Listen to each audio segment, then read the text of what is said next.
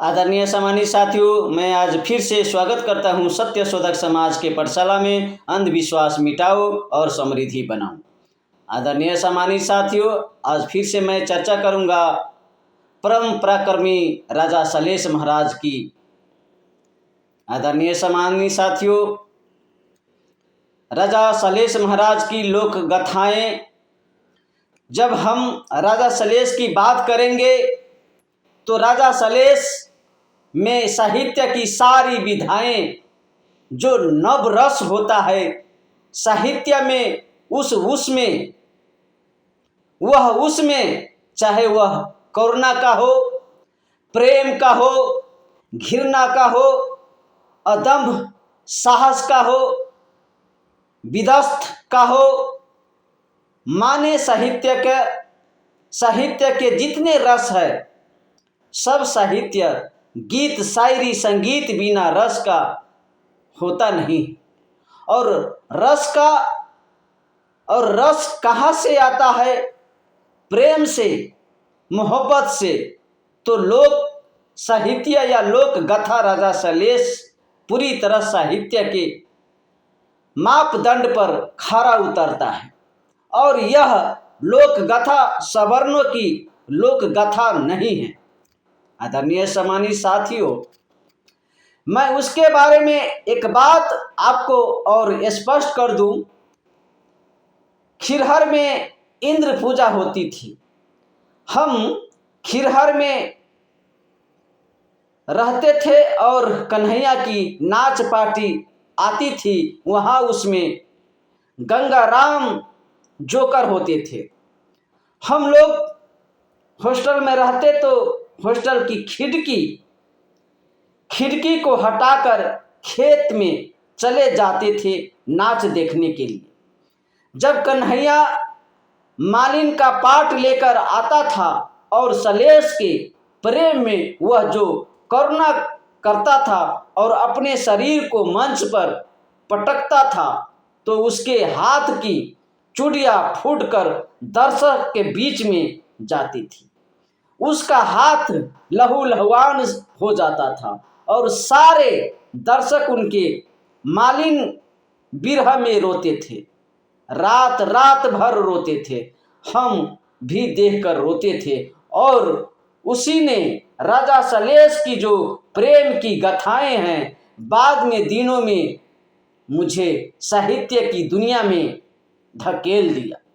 आदरणीय सम्मानित साथियों, इसमें महत्वपूर्ण बात यह है कि राजा सलेश की लोक गाथा में जो अवतारवाद आया है, पाखंडवाद आया है, अलौकिक घटनाएं आती है, जो लोक साहित्य है वह आम जन का साहित्य है, दलित पिछड़ों का साहित्य है, गवारों का साहित्य है, जो अपनी मेहनत से अपना पेट भरता है, उनका साहित्य है। लेकिन ब्राह्मणों ने क्या किया? जो गुलामों होती है, पहली गुलामी वह सांस्कृतिक गुलामी होती है। तो हजारों सालों से हम लोगों को जो ब्राह्मणवादी कल्चर से गुलाम बनाया गया है, उसका पहला प्रभाव है कि लोक साहित्य में भी पाखंडवाद का अलौकिक तत्व आया है।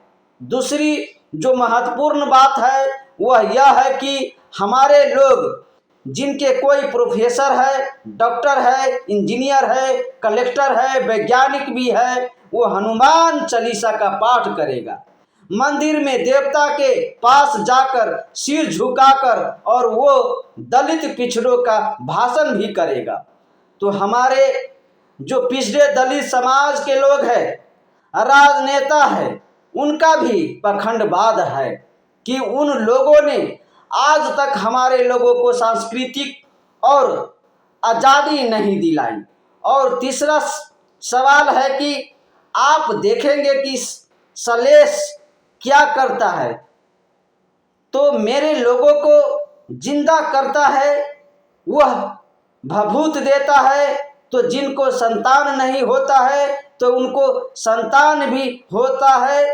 तो इस तरह का पाखंड है, यह सब गलत है। राजा सलेश की जो लोक लोक गाथा है, उसका महत्व कम करने की ब्राह्मणों द्वारा ब्राह्मणी साहित्य द्वारा एक बहुत बड़ा षड्यंत्र है। और मैंने अपने रिसर्च ग्रंथ में उसका पर्दाफाश किया है। मैं समझता हूँ कि जब तक लोक गाथा को जो अलौकिक तत्व है, घटनाएं हैं, पखंडवाद है, अवतारवाद है, उसमें आज़ादी नहीं मिलेगी, तब तक असली लोक गाथा का महत्व समाज में स्थापित नहीं हो सकेगा।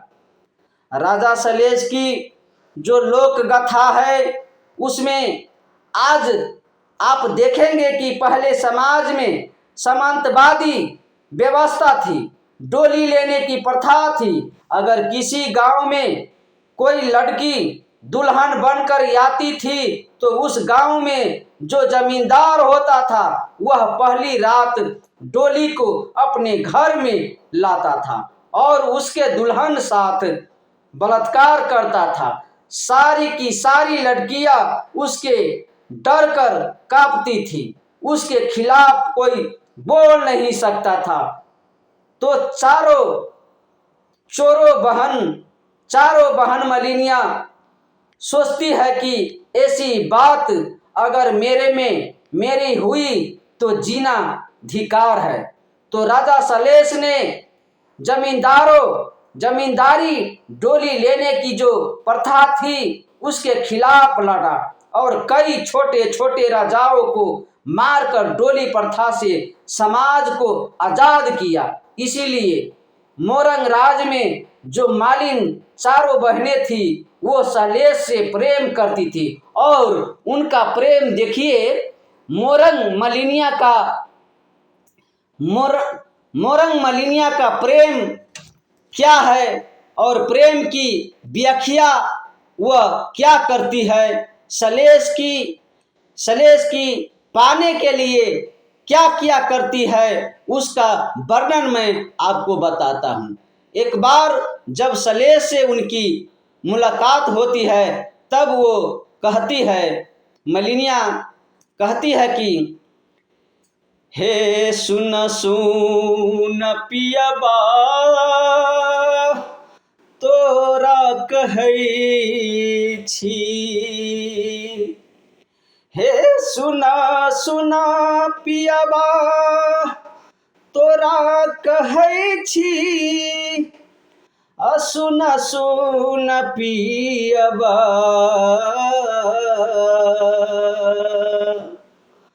तोरा कहै छी। अब हमारा कहलो न जइया तोरा बिना रहलो न जइया, केकरा कहबै के पतियतै जेकरा कहबै सेहो लतियतै।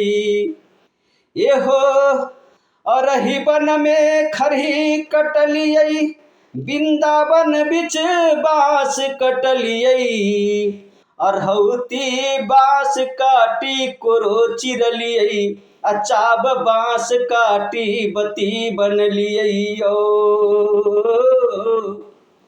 यो पाथर काटी कटट लगलियै, गेरुआ बेत पाजर में जोगलियै, कोरिला तर की कान लगलियै, अले मांग टीका मांग सटलियै।